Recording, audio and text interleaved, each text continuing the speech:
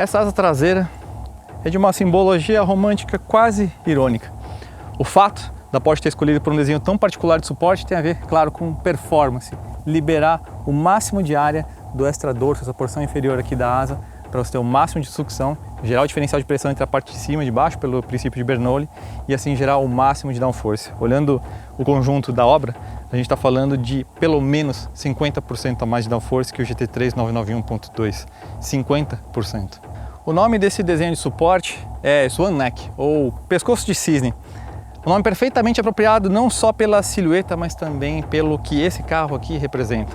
Porsche 911 GT3 da geração 992, o fim de uma era, o começo do fim da era dos Porsche 911 GT aspirados e não eletrificados. O canto do cisne a 9.000 RPM.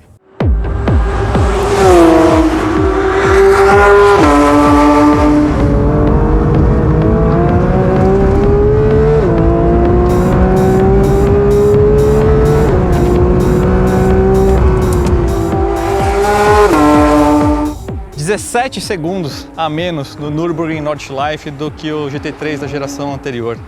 17 segundos, com 10 cavalos a mais. Na verdade, a mesma relação peso-potência, porque ele também ficou 5 kg mais pesado, mesmo tendo crescido em várias dimensões, como a gente vai ver. Como que os caras fizeram isso?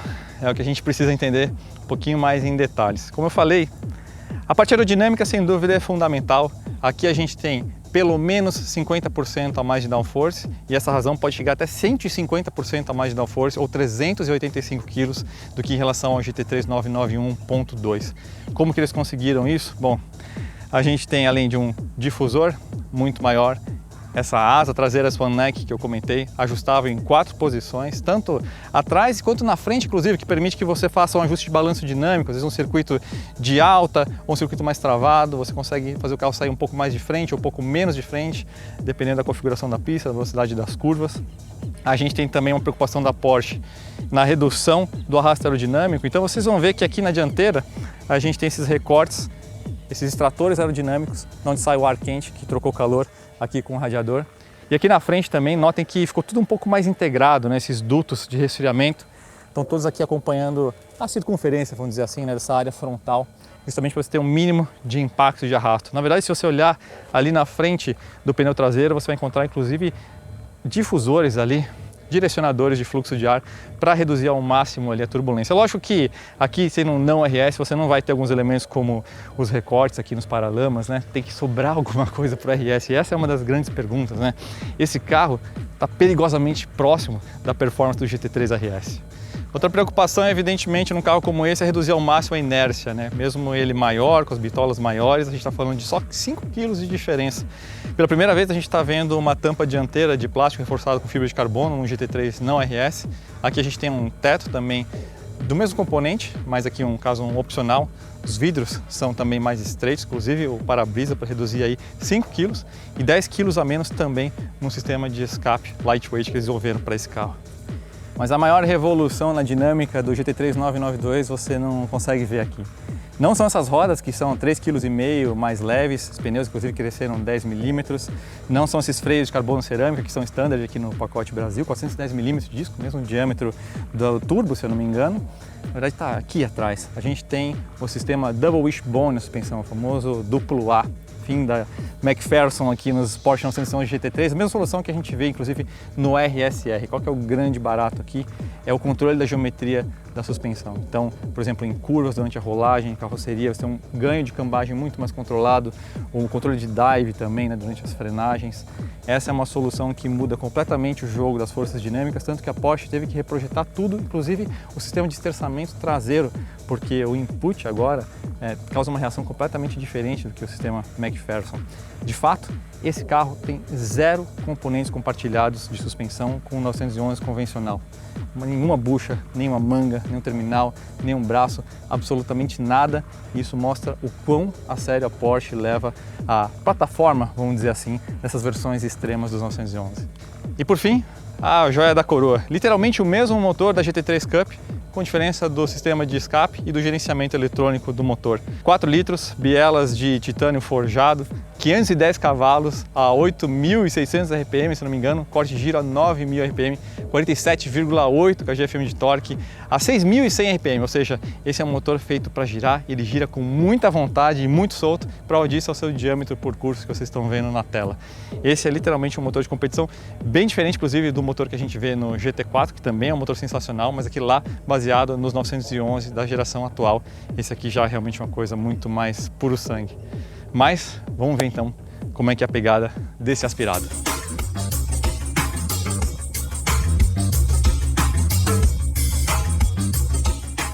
Bom, então vamos lá.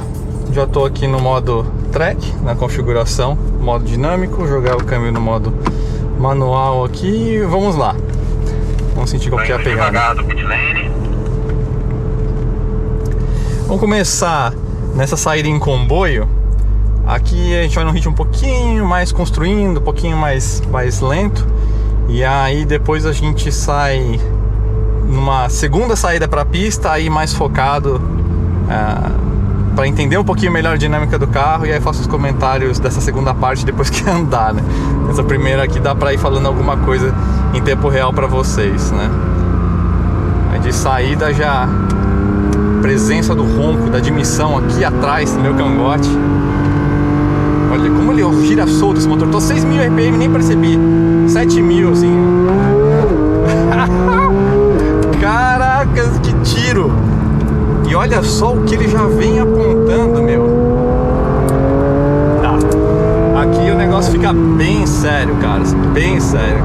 Impressionante. Impressionante porque esse carro realmente aponta. Esse casamento entre os terçamentos traseiros, esse double wishbone na dianteira, essa calibração da suspensão.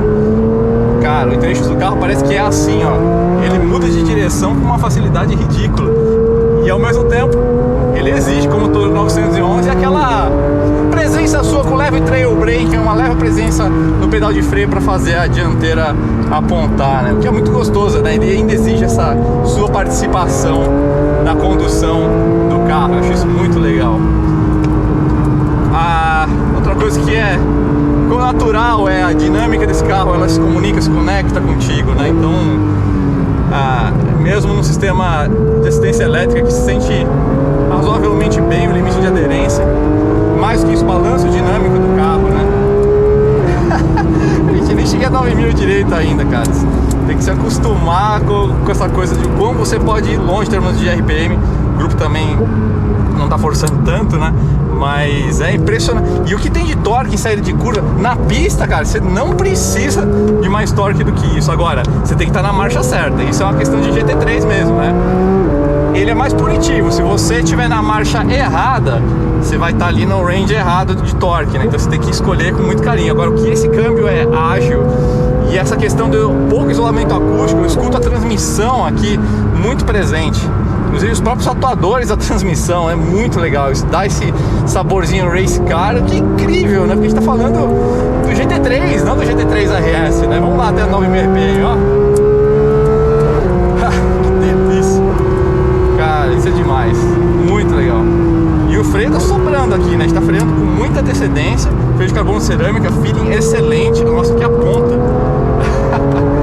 Vamos, gente, vamos.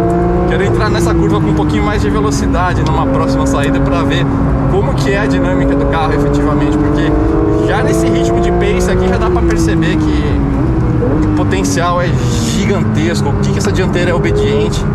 Vamos abrir um gap pro carro. Esse ganho de bitola, o double wishbone, essa calibração de suspensão, cerçamento na traseira, você consegue confiar na dianteira muito mais, e o carro fica muito mais equilibrado. Demais! Caralho! Olha isso! Não, o que essa dianteira é fiel ao que você quer fazer. É óbvio que por isso que esse carro é tão rápido quanto o GT3 RS da geração anterior. Os caras fizeram um upgrade, né? Eles migraram o que seria o RS para esse carro aqui, né? E aí fica só na expectativa de entender o que raios que eles vão fazer com o RS, né? Ó, deixa eu cortar, esperando o estilo rondeiro. Cara, é pura música saudade disso no futuro. Como eu vou sentir saudade disso, cara.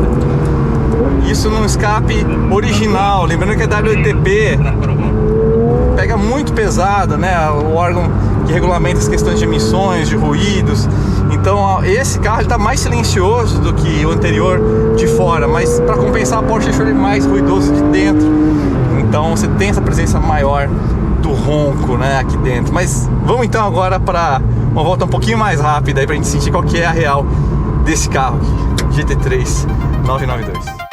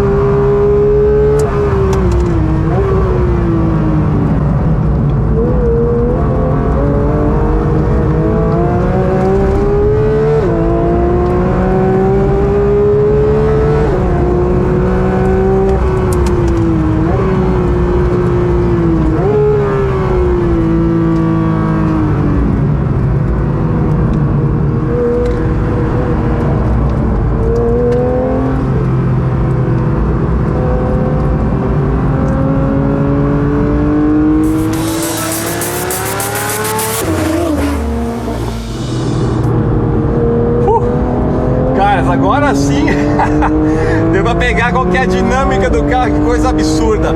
É a arte da gentileza, é a arte do pequeno e leve balanço quando está no limite de aderência, usado nesse potencial que ele tem de dianteira agora para você realmente guiar com muita finesse, né? Levíssima pressão de pedal de freio, entrada de curva, movimentos suaves, porque agora você tem uma dianteira que aponta muito mais. Então agora é um carro que você carrega ele muito mais para dentro, o sistema de esterçamento da traseira atuando junto, o grau de confiança que você tem na dianteira, a velocidade desse câmbio, cara, conjunto do carro, você esquece que isso aqui é o GT3, você se sente literalmente dentro do GT3 RS, que é o que o tempo de Nürburgring provou, o que nos faz pensar em duas coisas que eu fico aqui matutando. A primeira, evidentemente, é o que a Porsche vai ter de fazer com o RS 992, o GT3 RS 992, para ter realmente um sólido degrau de upgrade em relação a esse carro. Essa é uma coisa. E a outra é a total e absoluta certeza de que você não precisa do que mais de 500 cavalos num carro com a pegada de pista. Você não precisa de turbo, você tem todo o torque que é possível ser transferido num carro de tração traseira na série de curvas. Vocês viram? Não dá pra você acelerar tudo na série de curvas, você sai deslanchado, um carro girador, tá tudo aqui. A resolução dessa equação sempre esteve presente, mas a indústria insiste em seguir por caminho de carros maiores, mais pesados, com cada vez mais recursos em nome de um torque que você não precisa, seja na presença de turbos, seja na presença de power headers elétricos. Aqui você tem literalmente tudo que você precisa, e a única certeza que eu tenho é que daqui a alguns anos eu vou lembrar desse dia e sentir muita saudade, porque não é exatamente assim que vai ser o futuro, né? Então fica a dica: se você tem a condição de viver essa experiência com um carro como esse, aspirado, girador, sem nenhum tipo de power header elétrico ou coisa do tipo, faça, leve pra casa, porque essa festa tá acabando, e essa daqui é uma das melhores músicas que tá rolando nessa festa.